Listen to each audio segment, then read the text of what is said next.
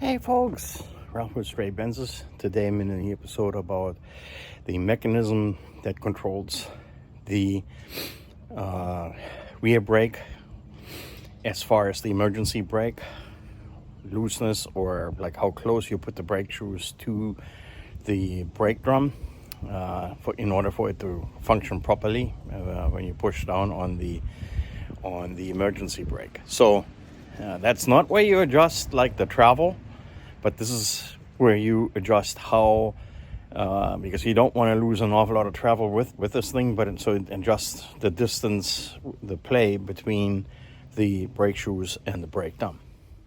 So here is what I'm talking about. This one I need to loosen up just a little bit in order to make sure I can get this thing off. There you go. So this is the mechanism with which you can decrease or increase the gap between the inner brake drum of the rear rotor. If you go in, this is now the left side, the driver's side. You go this way, this gap here decreases, which means it pulls this inward and the gap gets bigger, has more play. You go down and this one has a lesser gap, and you need that in order not to have too much travel with the emergency brake before they start engaging. So here's a pin that needs to engage with one of these, and this hole here needs to line up with a thread in here. There's usually a smaller screw in there in a cover, but anyway, so make sure this lines up with a pin, which it does. I usually use a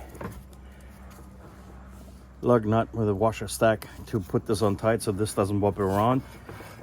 This one has just a little bit of play. It might actually be already pretty good. Needs just a little more.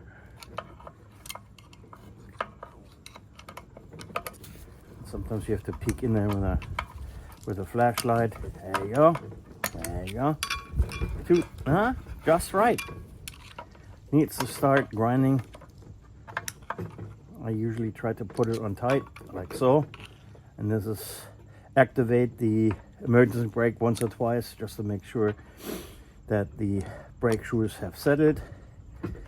Now I'm gonna give it a little bit more play. There you go. That's pretty much exactly what it needs. It just needs to not make a grinding sound, just barely. Drive around for a little bit and then recheck that right here. And again, just hold this thing in place with a lug nut, and then peek through one of these threads, the holes, and then use a smaller screwdriver to adjust the gap. Good luck. All right, as a mini episode of Stray Benzes, how to adjust the emergency handbrake. Have fun and keep the old ones on the road.